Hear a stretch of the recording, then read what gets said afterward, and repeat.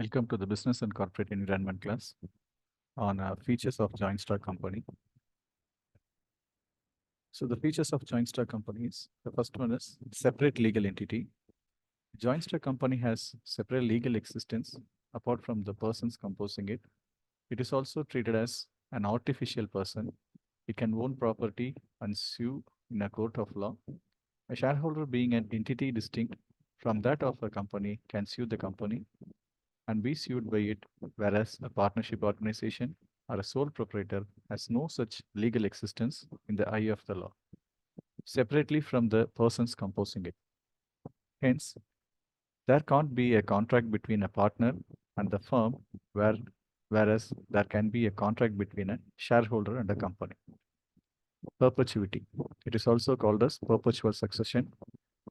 Men may come and go, but a company goes on forever. So, joint stock company has the characteristic of perpetuity, unlike a partnership or a sole trading concern. Once a company is formed, it continues for an unlimited period until it is formally liquidated. The maxim, men may come and men may go, but I go on forever, applies in the case of the company. But a sole trading concern comes to an end with the death of a sole trader, and in the case of a partnership, death, retirement, or insolvency of any member of the partnership would dissolve the firm. But in a joint stock company, it does not happen. Limited liability. In the case of joint stock company, the liability of members is normally limited by guarantee or by the shares he has taken. If a member has already paid the complete amount due on his shares, he is not further liable for the debts of the company further. But in the case of sole proprietorship and partnership, the liability is unlimited, and in the case of later, it is also both joint and several. Number of members. In the case of a public limited company, the maximum number of members is unlimited, the minimum being 7. In the case of private limited company, the maximum is 200 and minimum is 2. But the number of partners in a partnership cannot exceed 10 in the case of banking business, as per Section 11 of the Banking Regulation Act 1949, and 50 in other lines of business. Separation of ownership from management. In the case of partnership, partners are not only the owners of the business, but they take part its management also. Every member of a partnership firm is an agent of the firm and also for the other members.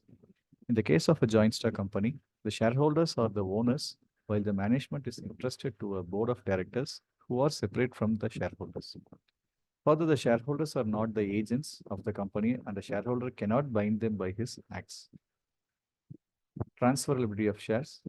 The shareholder of a company can transfer his shares to others without consulting other shareholders, whereas in partnership, a partner cannot transfer his share without the consent of all the other partners.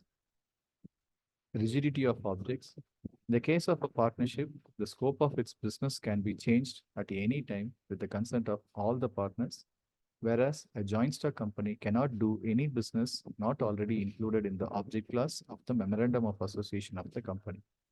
A change in the object class under the condition laid down in the Companies Act is essential for making any alteration in the scope of the business. Financial resources. On account of liability and diffusion of ownership in the joint stock company, there is a great scope for mobilizing a large capital. But in the case of partnership or sole proprietorship, because of the limited number of members, the resources at their command is limited. Statutory regulation. A company has to comply with numerous and varied statutory requirements.